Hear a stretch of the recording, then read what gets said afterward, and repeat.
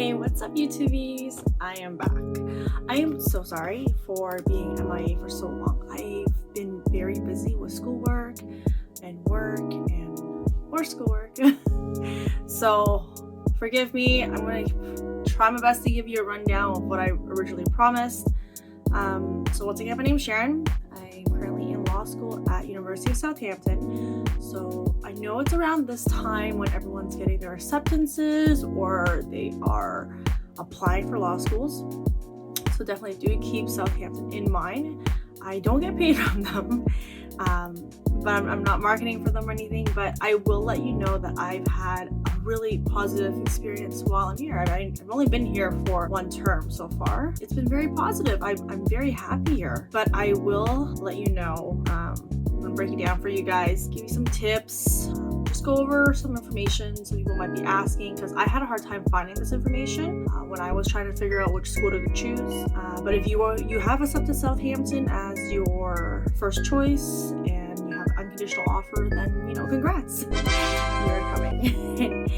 Probably gonna be friends. And if you're still deciding, hopefully this video will help you make your decision or make it easier for you to make a decision. I've got some tips. I'm only looking over here because I've actually made a memo on what to let you guys know. I actually have a breakdown of what I need to tell you guys, and the camera's over here. Anyways, so I've got some tips for you guys on how life will be in Southampton for those who've chosen to come or may choose to come. So for basically all my Canadian friends out there that are coming from a snowy Canadian city, there is no snow in Southampton. I don't know if I've told you this already, but it does not snow. There may be like once or twice in the past, 10 years it snowed, but it doesn't snow. The coldest it's ever gotten is -1, but there's no snow at all. It does feel like spring most of the time, so you don't need a very big, a down jacket or anything. So, you leave your Canada Goose at home, leave your PJs at home, leave all that stuff. You basically just need sweaters. I have a lot of sweaters. I actually bought some more sweaters here because I don't have a big jacket. I actually just brought a windbreaker. I bought a trench jacket and a windbreaker. And that's all I have, and I usually just wear a sweater underneath. It gets chilly at night if you stay out late, but it does get super cold when it rains. Maybe because we're by the ocean, but it gets super cold when it rains. And when it rains, it's downpour. So please, if you decide to come to UK, bring an umbrella. Definitely bring rain boots. I have a pair of Bessies. I love them, just that they need to make half sizes. But other than that, I brought an umbrella. I say bring an umbrella because the umbrellas here are actually not that great when it comes to quality. I got mine from Costco back in Canada. It's been great. It doesn't fly away. It doesn't flip on me when I need it the most. But yeah, it downpours here. When it rains for days, a whole day just coming down. Okay, so that's point number 1. There's no snow. Point number 2, guys. Southampton is very small. Everywhere is walkable distance. So from where I'm living right now to school, it's about a 20-25 minute walk. I walk slow though. I enjoy the nature. And then from here downtown, it's about 20-25 minute walk. So I live in a really good area where I'm right in the middle of everything. Southampton is very small. If you don't like to walk, they have buses and it's not that expensive. You're looking at about, I'm gonna say under £2 for a ride if you get the UniLink app. And they also have scooters. Scooters are really cheap. Electric scooters are really popular here. They have bike lanes. All those are possible. You can study everywhere, anywhere, everywhere. There are so many coffee shops in the city. Little mom and pop coffee shops, big chain ones. You can probably just go to the park, sit on a bench and study. You can study everywhere. If you don't do the conversion in your head anymore, which it took me months and months and months to finally stop doing, the food here is not expensive. It's actually pretty cheap. I had avocado toast with 2 poached eggs, strawberry banana smoothie, and a side of fries today with a student discount, £9. I consider that pretty cheap, especially when it comes to avocado toast and lattes. In Toronto, avocado toast would easily cost $10. Since Southampton is such a small city, but it has 2 universities and a college, you're almost guaranteed to get a student discount everywhere to go. So always bring your student card with you. Always ask. Never be afraid to ask, or make a friend like me and come and go up with me. Then I will be the one that's asking for you. But most of the places actually advertise it. Now, next thing I want to let you guys know is that Southampton is situated in a place where it's so easy to go to London by train. It's like like an hour and a half, 2 hours, or you can go by bus. If you go by train, students that are under 30 can buy a rail pass. Basically, your tickets are a lot cheaper. Look into that. Best time to buy it is around Black Friday. For last year Black Friday, the rail pass was half price, and you get it for 1 whole year. So usually it's about £30, but you can get it for 15. So keep that in mind. So that's enough of the city itself. We're gonna get into University of Southampton school itself, how it works, how my schedule looks like, exams, and why I've been so busy. I went to York when I was in Toronto. I chose my own schedule, so I would always try to put all my classes in the same day, or like make sure I have all night classes, that way I can work in the morning. I would juggle that. When you come to Southampton, I don't know how it is for other schools, but you don't get to choose your schedule. Your schedule's given to you.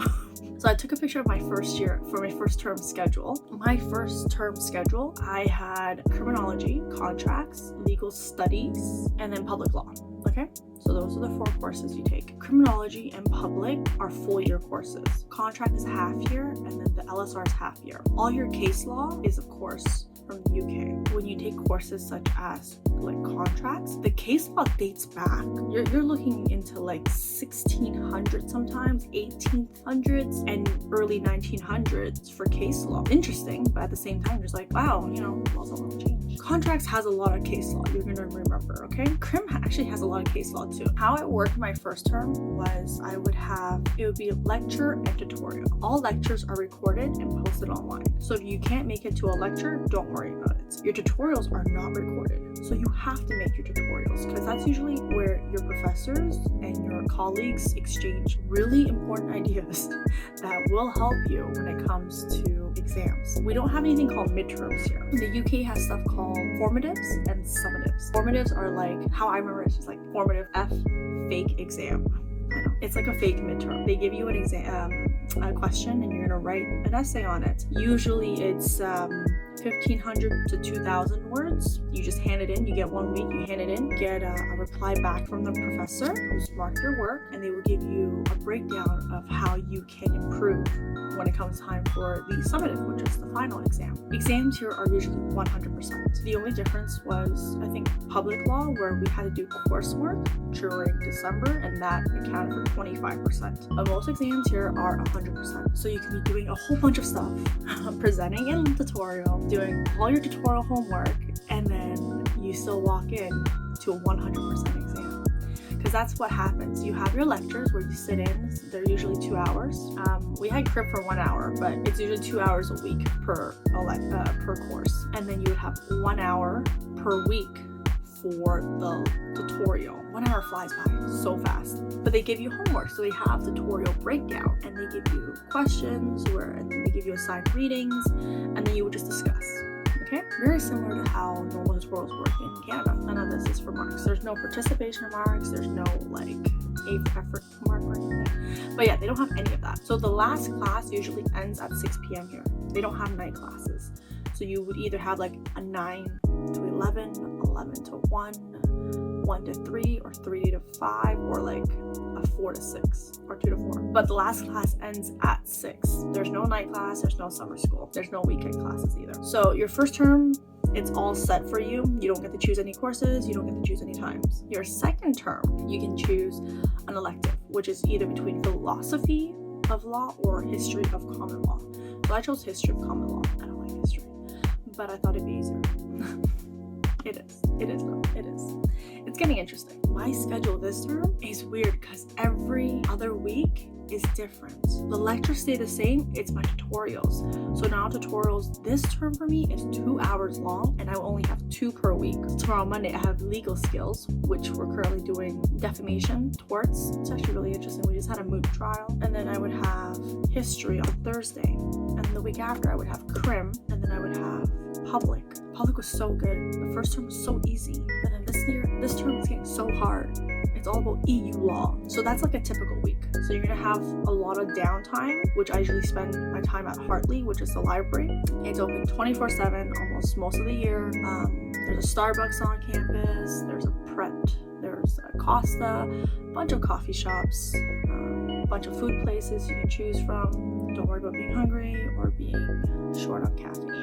The good thing about law school is that all the readings are online. I have confirmed this with a couple of my friends. So I have a friend that's at the University of Dundee and another friend that's with the University of Laws. They're doing it online, but their readings are online as well. So you guys use Law Trove, everything's online, it's great. If you want to buy the book, feel free to. I think it's like £30. It's pretty cheap if you buy it off Amazon, but why spend money, right? Just read it up, get an iPad, it's cheap. Yeah. Okay, so exams. Oh, let's talk about exams, guys. It was so stressful. I need a break. I don't want to relive it. Okay. So, exams. I passed, guys. I did really well, actually. I overstudied. But, so, LSR, the legal skills course, and public was coursework during December when I went home to Toronto. It was just an essay, 1,500 words for one, 2,000 words for one, and I think one was 3,000 words. Easy. Contracts. Guys, sit down and listen to this one. Contracts was an exam on a specific date, okay? And they gave you 8 hours to do one problem question with 3 parts and one essay. 8 hours. You're probably sitting there thinking, well, Sharon, that sounds really reasonable. It sounds really straightforward. You have 8 hours. That's plenty of time. Because, back then, we'd probably sit in the exam hall and have 3 hours and just write until our hands are numb, right? Wait till you do contract. OMG. You're gonna freak because all of us were having anxiety. Do you know why we were having anxiety? Because the place where you need to submit your exam, which is an online website called e-assignments, breaks down. It broke down on me when I was submitting my coursework. It broke down on me when I was trying to submit my exam. Okay? An hour before everything was due, at 5 p.m., the website broke down. I'm sitting here crying. The first time it happened to me, I was crying. I'm like, it's due. I only have like 20 minutes left because I'm a procrastinator, okay? So I handed my stuff last minute. I'm sitting here trying to hand in my coursework for LSR in public, and it's broken. It says it's down. The website's down. I'm taking screenshots. I'm taking pictures. I'm calling my friends. They've already handed in their work because they're not procrastinators. Whoopie-dee-doo. I am. So here I am crying. I'm like, what do I do? I called the IT department at the school, bawling my eyes out, saying, guys, I'm going to fail these courses. I just paid 32,000 Canadian dollars to fail my first term of law school, and I don't know what to do. I'm crying, and they're like, calm down. We're going to send you a ticket. We're going to prove to your prof that you did not, you wanted to hand it in, and it was, the school's issue and everything. That was resolved eventually, okay? The prof found out about it because I wasn't the only one that had issues submitting it. Thank goodness. Come the contract exam. So you're probably wondering why? Why 8 hours for a problem question and an essay question? It's going to take that long.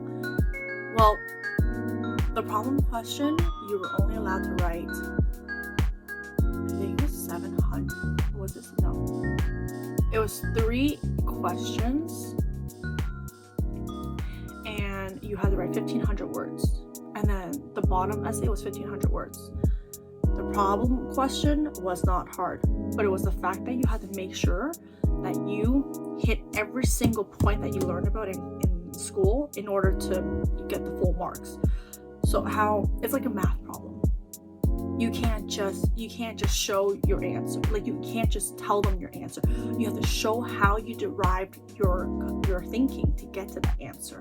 So, for instance, in contracts, we were talking about promissory estoppel, right? Even if, let's say, the scenario does not fit what is necessary to have promissory estoppel, you still have to write that in, which is additional words you don't have. So most of the time, it's me trying to figure out how to read word stuff to fit everything in to make it sound good and submit it. Oh, I didn't even tell you guys the worst part. It was 1,500 words per section of the exam, including footnotes and citations. Yeah. You're probably still thinking, oh, challenges sound too easy. You know what, guys? Next year, okay? Come December, you're gonna rewatch this video, and then you'll be like, damn, Sharon. You're probably gonna message me and be like, I need help on contracts. I got you. I spent a week and I made the most amazing study guide. Okay? I have every single case that we talked about with the summary and the citations. Just copy paste. But yeah, okay guys. Those are not good memories. But you know what? I gotta do that again this term. The bad thing about Southampton, I will let you know, is that they give out the exam schedule very, very late. And their terms are different. So in my first term, it was from October 4th until about like December 15th. But you can probably go home before that, okay? Because the last week we had on, last week in December that we had on term, we didn't really do much. You probably wouldn't have to come early unless, you know, you need to make sure you buy all your, you know, bedding and all that stuff. Orientation week, if you're an older student like me, you don't really want to go. A lot of young people. Okay, just talking to little people out there. But it's all like clubbing and stuff. But if you're into that scene, hey, not judging. So after exams, we're off almost the entire January until January 31st. That's when our term started again. And then our term is coming to an end to break for Easter holidays on March 25th. So our first term was October 4th to like December 15th. And then we'd have coursework, exams. My contract was January 20th. And then second term started January 31st until March 25th. We have a whole month of Easter holidays. So we're off from March 26th until April 24th. If they had ended earlier, I can easily just find a job at a law firm in Toronto because they all start in May. But no, they don't. The frustration I have. So now I have a whole month coming up off. I'm not going home. I'm going to save my money. I'm going to study here. I did find a part-time job, and that's one thing I advise. Not everyone is going to be filthy rich coming to UK to study, okay? I'm not one of them. So I absolutely understand those who have a need to find a part-time job. But I will tell you one thing, and I took this advice from my good friend Laura, who's usually in my videos. You'll probably see her. And she said, Sharon, don't get a job in your first term because you don't know what to expect. And it's so true. You don't know what law school will throw at you during your first term. So save your money, don't eat out as much, and just focus on your school. And once you get the hang of it, then look for a job. So I didn't find a job until February of this term. That money is now going towards my groceries and also my traveling, which is great. This term though, I do find it a lot easier because I know what to expect and I know how to study and how to prepare myself. So with all that in mind and being able to work, I feel it's easier, it's more stable. I'm no longer missing home as much, and I've kind of gotten used to everything here. While back in my first term, I was like, shit, I hate this place, I hate this place. Oh, I swear, sorry. But no, I was like, I hate this place, I miss Johnson, I hate this place, I miss my dog, I miss my cat. Why is it always raining, you know? Why is everything so expensive? Because I'm looking at something that's 10 pounds and I'm like, ah, shit, that's 20 Canadian dollars. Ah. But it's kind of better this term. But okay, guys, I think that's about it for this vlog. I kind of ranted on. But if you have chosen Southampton as your place to go to university, do feel free to reach out. We can talk, and when you come, hey, I know where the best bars are. But I do have one piece of advice if you did choose Southampton. It's your accommodation. Don't cheap out like what I did. I cheaped out and I decided to get just to rent a room, share the washroom, the shower facilities, and the kitchen. Worst idea of my life. I regret it. I regret. If you have the means, choose somewhere that is your own, like a whole flat to yourself, like a whole, it's like a condo, I guess you can say, where you have your own washroom, have your own shower, have your own kitchen. Don't share. There are a lot of other students here that don't understand what hygiene means. And there are a lot of students that come from different backgrounds that are not too keen on cleaning. Other than that, feel free to hit me up on Instagram, leave a message below, and we can touch base then. Anyways, until then, guys, I will see you guys next time.